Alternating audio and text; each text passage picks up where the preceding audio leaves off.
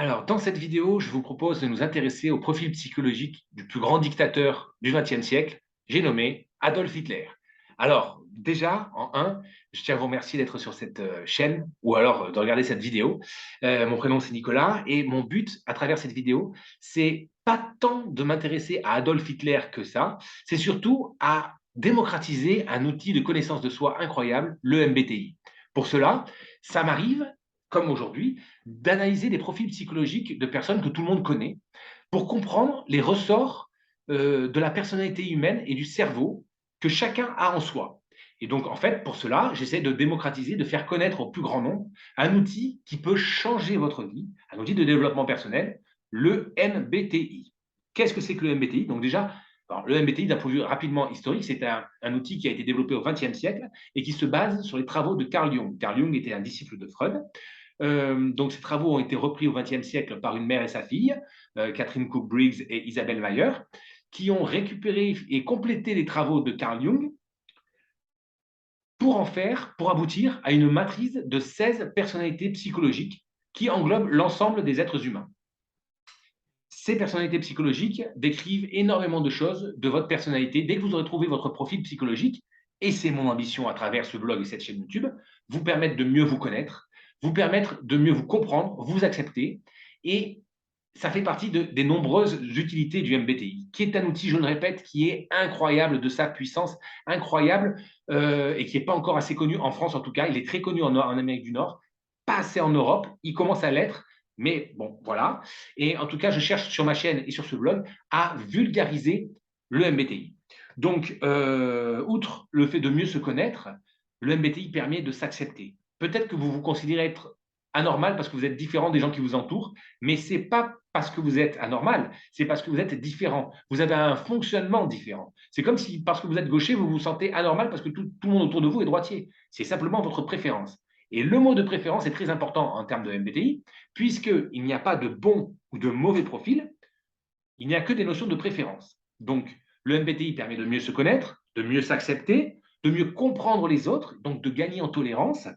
Et également, il permet de travailler en fonction de ses désirs, soit sur ses points faibles, soit sur ses points forts, mais surtout, en un, et pour moi c'est 50% du chemin, de prendre conscience de notre acquis inné. Et quand on en prend conscience, on comprend énormément de choses. Il y a énormément de gens qui s'en veulent, qui, euh, qui se sentent coupables parce qu'elles sont différentes des autres personnes, mais ce n'est pas de leur faute, c'est parce qu'elles ont un fonctionnement différent. Donc, moi, c'est mon ambition d'essayer de vous faire peut-être comprendre pourquoi vous êtes différent des gens qui vous entourent à travers ce blog. Donc, aujourd'hui, en fait, et c'est un aspect un peu ludique, j'essaie en fait d'analyser des personnes, des personnalités connues par tout le monde pour montrer que c'est pas parce qu'on a tel ou tel profil psychologique qu'on est une bonne ou une mauvaise personne. C'est pas parce qu'on a telle ou telle préférence qu'on est une bonne ou une mauvaise personne. Donc, on va s'intéresser à Adolf Hitler. Et avant d'aller plus loin, je vais tout de suite vous donner d'autres personnalités reconnues. Alors, j'insiste là-dessus sur le fait que tout ce que je vais avancer ici est coupé, recoupé, vérifié sur des sites. Hein. Je ne me suis pas permis de moi partir sur des hypothèses personnelles. J'ai bien vérifié sur tout ce que j'ai avancé là. Vous pouvez y faire confiance les yeux fermés. C'est très important et c'est pareil sur mon blog. Sur mon blog, je n'invente pas les choses. Je suis certifié MBDI et je ne me permettrai certainement pas d'avancer des choses qui ne sont pas sûres. Voilà. Donc en fait, ben, d'autres personnalités qui sont également INFJ, comme Hitler, la plus connue d'entre elles et la plus aux antipodes, c'est peut-être Gandhi. Gandhi était INFJ, comme Hitler. Donc il avait le même profil psychologique que Hitler. Nelson Mandela, pareil, avait le même profil psychologique qu'Adolf Hitler. Agatha Christie, la célèbre romancière, également, Martin Luther King, Platon, voilà autant de personnalités qui avaient le même fonctionnement psychologique, le même câblage neurologique que Hitler. Donc, ils avaient les mêmes préférences que lui. Si vous êtes INFJ, vous avez donc, vous êtes dans le même profil que ces personnalités-là. Avant d'aller plus loin, je vous invite à aller au bout de cette vidéo, puisqu'à la fin de cette vidéo, je vous dirai comment réussir à essayer de déterminer votre profil. Et surtout, je vous enverrai 16 profils psychologiques, les 16 descriptions que j'ai réalisées d'une dizaine de pages, très complètes. Et donc, restez bien jusqu'à la fin de la vidéo. Donc, avant d'aller plus loin, on va essayer d'analyser lettre par lettre le profil d'Adolf Hitler, de INFJ. Alors, I, ça renvoie à la première lettre du profil, qui est toujours celle qui détermine la préférence de l'individu. Et je parle bien de préférence, puisque on n'est pas ou tout l'un ou tout l'autre, mais on a tous des préférences pour trouver son énergie. Pour trouver son énergie, Hitler, et donc il était I comme introverti. C'est-à-dire que lui, comme tous les introvertis, trouvait son énergie en s'isolant. Il préférait l'isolement ou la discussion avec un petit groupe de personnes choisies et voire avec une seule personne pour avoir une discussion plus en profondeur et surtout pas l'agitation de la foule. Chose qui, au contraire, énergise énormément les extravertis, les E. Donc, si vous êtes E, vous êtes énergisé en fait par l'agitation d'une foule, par avoir beaucoup d'amis autour de vous. Tout ça, ça vous met de l'énergie, ce qui épuise un introverti. Je vous mets en description de la vidéo, si vous êtes sur YouTube, les liens vers le blog qui décrivent tout en détail. Vous pourrez aller voir et chercher à savoir quelle est votre préférence à vous. Donc, en première lettre, il était I dans sa préférence pour trouver son énergie. Deuxième lettre, la préférence pour recueillir l'information.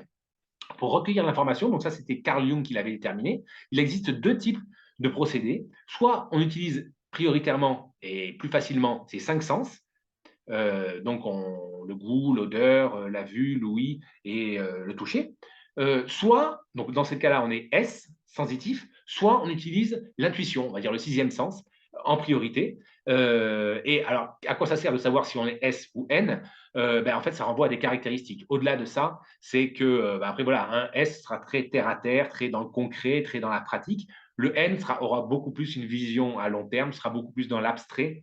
Et en fait, tout ça, en fait, c'est trouver une lettre, ça permet d'avoir beaucoup plus d'autres caractéristiques de la personne. C'est pour ça que c'est très intéressant. Donc, Hitler, pour en revenir à lui, il était I, après il était N, N comme intuitif. Donc lui, il utilisait son sixième sens, en quelque sorte, en priorité pour recueillir l'information qu'il envoyait à son cerveau. Il envoyait l'information à son cerveau pour faire quoi? Et là, ça renvoie à la troisième lettre du profil, pour prendre des décisions. Pour prendre des décisions, Carl Jung avait identifié deux canaux principaux, pas principaux, deux canaux. On avait une préférence soit pour les éléments logiques, dans ce cas-là, on était thinking, comme la tête, T, soit on était feeling, F, comme le cœur. Donc en gros, soit on écoutait plutôt des éléments cartésiens logiques et irréfutables, on était, soit on écoute plutôt en gros son affect et ses impressions et ses sentiments, et on est feeling.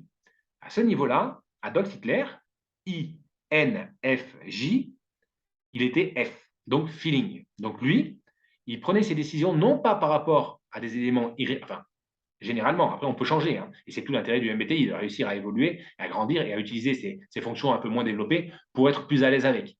Bref, c'est un peu comme si vous êtes droitier, plus vous utiliserez votre main gauche, plus vous serez à l'aise. Donc c'est un peu aussi le but du MBTI, mais on en parlera dans une prochaine vidéo. Donc Hitler était F, c'est-à-dire qu'il prenait ses fonctions, ses décisions avec ses émotions, son cœur, plus qu'avec sa logique. Et enfin, il était J, la quatrième lettre. Alors la quatrième lettre, ce n'est pas comme les trois premières lettres, une préférence qui avait été déterminée par Carl Jung. Ça a été la quatrième, l'apport de Briggs-Meyer, de Catherine Cook Briggs et Isabelle Briggs-Meyer, la mère et la fille qui avaient repris les travaux de Jung, qui avaient déterminé une quatrième préférence qui s'appelle le style de vie. De style de vie, donc soit on est jugement, c'est-à-dire qu'on est plutôt à aimer le cadre, l'ordre, les règles, soit on aime au contraire la souplesse, la flexibilité, et là on est plutôt P comme perception. Et donc voilà. Et donc Hitler était J. Lui, il aimait le cadre, il aimait l'ordre. Et après, il y a pas mal d'autres caractéristiques qui renvoient à tout ça. Et toujours, je vous renvoie vers les liens qu'il y a en dessous de la vidéo qui renvoient vers le blog. Et si vous êtes déjà sur le blog, allez voir là-haut dans les rubriques qui définissent beaucoup plus en détail chacune des préférences. Donc Hitler était INFJ. INFJ. Et donc, on a vu qu'il y avait d'autres personnalités qui étaient comme lui, qui avaient ce mode de fonctionnement. Mais ce n'est pas parce que vous avez un profil plutôt qu'un autre que vous êtes une bonne ou une mauvaise personne. Ça décrit juste vos facilités, vos préférences. Et donc, la preuve, Gandhi, Mandela avaient le même profil psychologique que Adolf Hitler. Et on peut dire que leurs vies n'ont pas été exactement les mêmes, en tout cas, pas les mêmes traces, ils n'ont pas laissé les mêmes traces dans l'histoire. Voilà. Autre éclairage possible, une fois qu'on sait que Hitler était INFJ, c'est les travaux de David Kersey. David Kersey, c'est un psychologue américain qui avait repris les travaux à son tour du MBTI, donc d'Isabelle Cook-Briggs et de Catherine Briggs-Meyer, pour en simplifier le modèle. Et donc, des 16 personnalités qui avaient été décrites par la mère et sa fille, David Kersey a tout regroupé en 4 grandes familles à partir pas de coïncidences, mais de points communs qu'il avait déterminés et qui étaient pertinentes. C'est-à-dire que sur certains points, il s'était rendu compte qu'il y avait des grosses similitudes entre certains profils. Et tous ces travaux ont réussi à aboutir à 4 grandes familles qui regroupent les 16 profils. Donc, dans chacune des familles, il y a 4 profils. Ce qui permet en fait d'avoir une vision plus macro, plus simplifiée du modèle. Et donc, ces familles sont les SJ, qui sont les gardiens des traditions, sont les plus représentés dans la société. Oui, ça c'est important de le dire, c'est que tous les profils n'ont pas la même représentation dans la société. Ce qui peut expliquer que certains profils, si vous avez un profil un peu original, peut-être que vous vous sentez différent parce que votre profil est rare, ou en tout cas moins fréquent que les autres, et donc du coup, bah, vous vous sentez un peu exclu. Et c'est dommage de croire ça, parce que c'est simplement que vous avez un fonctionnement différent et que ça peut être que complémentaire. Donc, la première famille, les SJ, les gardiens des traditions, qui sont là pour cadrer les choses, etc., ça représente environ 45% de la population. Donc, c'est vraiment le plus représenté dans la société. C'est celui qui est garant des structures, garant des traditions, des valeurs, des morales. Deuxième tempérament de Kersey, les rationnels. Les rationnels, c'est les NT, ceux qui sont à la fois intuitifs et thinking. En fait, c'est plutôt l'esprit scientifique, l'esprit logique, mathématique, cartésien. On trouvera beaucoup de NT dans le domaine scientifique, d'ailleurs, dans les recherches. Troisième domaine, les SP. SP, c'est les artisans de projet. On trouvera beaucoup de SP dans les entrepreneurs, dans les chefs d'entreprise. C'est ceux qui entreprennent beaucoup de choses. Ils ont le défaut de ne pas toujours aller au bout de leur démarche, mais ils ont l'énorme qualité d'être une pile d'énergie à lancer plein d'idées, etc. Allez, on fait ci, on fait ça, etc. C'est les SP. Pareil, hein, je vous mets en dessous les liens vers le blog qui décrivent beaucoup plus en détail chacune des 4 familles. Et la 4e famille, celle d'Adolf Hitler, c'est celle des NF, les idéalistes. Alors, ça peut paraître paradoxal de dire idéaliste pour Adolf Hitler, mais c'est ça. C'est NF, donc il était à la fois intuitif et à la fois feeling. Et ça, David Kersey avait vraiment identifié des points communs de tous les NF, donc des 4 profils psychologiques NF, sur leur fonctionnement, leurs préférences. Et parmi les caractéristiques des idéalistes, il y a cette soif de comprendre le sens des choses. Il y a en permanence et une quête. Autant il y a d'autres profils qui cherchent à connaître, à avoir un apprentissage des connaissances. Eux, ils veulent comprendre le sens des choses. Et c'est très important. Les NF, de manière générale, et ça peut paraître paradoxal par rapport à Adolf Hitler, mais ils sont naturellement aimants. Et ils font confiance à l'être humain. Ils font confiance. Donc voilà, après, c'est des traits communs assez généraux, mais ça permet un peu d'avancer dans la description de la famille de profil. Et les NF en particulier sont très dans le conceptuel, dans l'abstrait. C'est pour ça qu'on en trouve beaucoup dans le spirituel également. C'est pour ça qu'on en trouve beaucoup dans les domaines artistiques, créatifs, parce que voilà, ils ont ce talent-là. Donc, ça, c'est des grandes descriptions, toujours pareil. Je vous envoie dans la description de la vidéo où je vous mettrai le lien vers les 4 familles de tempérament, notamment celle des NF, des idéalistes. Autre éclairage possible, une fois qu'on sait que Adolf Hitler était INFJ, c'est de s'intéresser à la fonction dominante du profil et à la fonction inférieure. Chacun des 16 profils a 4 fonctions, une qu'on appelle la dominante et une qu'on appelle l'inférieure. La fonction dominante, c'est celle qui est la plus naturelle chez l'individu. C'est le talent qu'il a, entre guillemets, inné, c'est quelque chose qu'il maîtrise parfaitement. Et la fonction inférieure, c'est à l'opposé, c'est quelque chose, un domaine dans lequel il n'est vraiment pas à l'aise. C'est, entre guillemets, même, c'est son champ de travail ultime. C'est-à-dire que s'il arrive à progresser un tout petit peu dans ce domaine-là, il va se sentir beaucoup mieux dans sa vie. Et c'est là aussi l'intérêt du MBTI. L'intérêt de mieux comprendre quel est notre talon d'Achille pour travailler dessus et au final, mieux vivre au quotidien, se sentir mieux dans sa peau. Donc, la fonction dominante d'Adolf Hitler était la fonction intuition introvertie. Il y a 8 fonctions au total, hein, mais lui, c'était la fonction intuition introvertie. Donc, ça faisait qu'en fait, il avait une énorme imagination intérieure, un monde intérieur très, très, très développé. Il avait un goût prononcé également pour le futur, très orienté futur. Hein. Tous les intuitifs sont très, très, très souvent orientés futur. Et, euh, et, euh, Et après, ben voilà, donc il y avait pas mal d'autres caractéristiques liées à cette fonction dominante qui, en fait, était son champ de prédilection dans lequel il s'exprimait le mieux, le plus naturellement. Mais ce qui est intéressant, c'est surtout enfin, moi, je trouve que c'est le plus intéressant avec le MBTI, c'est de travailler sa fonction inférieure, c'est-à-dire le domaine dans lequel chacun n'est pas à l'aise. Les 16 personnalités ont un talon d'Achille, la vôtre, Adolf Hitler, la mienne, tout le monde en a un. Et bah, à ce moment-là, j'avais bien envie de citer Albert Einstein qui disait, si vous jugez un poisson à sa capacité à grimper aux arbres, il passera toute sa vie à croire qu'il est bête, qu'il est stupide.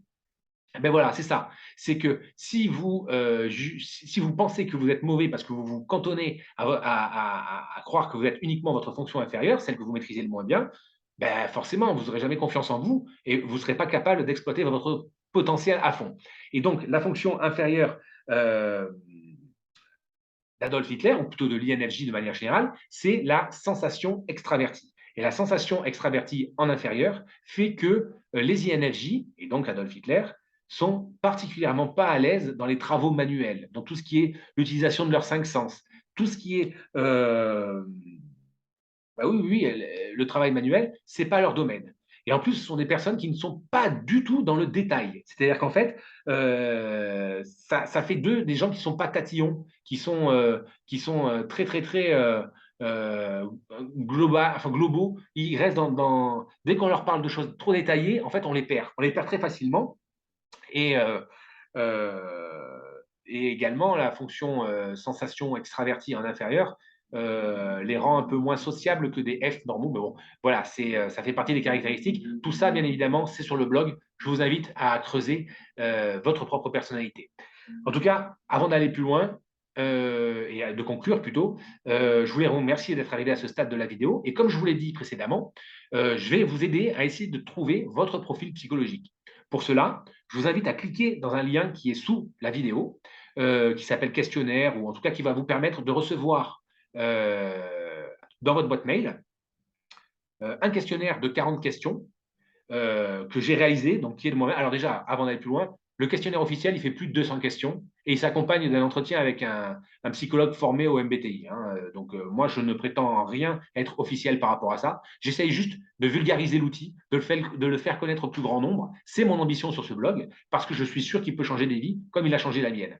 Et donc, pour vous aider à essayer de mettre un pied vers un premier pied dans la découverte de votre profil, je vous invite à cliquer sur le lien en dessous de la vidéo qui vous permettra de recevoir le questionnaire des 40 questions que j'ai construit d'après mes lectures et pour essayer, en gros, en quelques questions, de cerner un profil psychologique, chose qui est un peu hors des clous des méthodes officielles, mais je ne voulais pas faire un questionnaire de 200 questions, ça aurait été beaucoup trop rébarbatif. Et en plus de ce questionnaire des 40 questions, vous allez recevoir 16 descriptions des profils psychologiques que j'ai faites, d'après mes lectures, d'après mes visionnages, d'après mes enseignements, et chacune des synthèses fait environ une dizaine de pages. Et dedans, vous allez avoir tout sur le profil psychologique, qui sera peut-être le vôtre, que le questionnaire vous aura peut-être donné. Sinon, je vous invite à chercher ou à me répondre par mail. Si vous ne vous reconnaissez pas exactement dans votre profil, dites-moi à quel niveau, pourquoi, et je vous dirai peut-être de vous orienter vers un autre profil psychologique qui correspondrait mieux. Parce que, encore une fois, c'est la limite de mon questionnaire, il n'a que 40 questions. Avec que 40 questions, il est très difficile d'être certain de trouver tout de suite le bon profil. Voilà.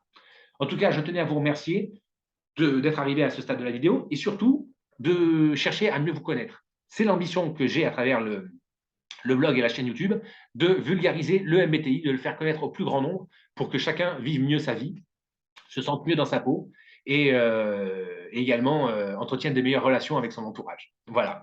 Je vous remercie encore d'être arrivé à ce stade de la vidéo et puis je vous dis à plus tard sur le blog ou sur la chaîne YouTube. Au revoir.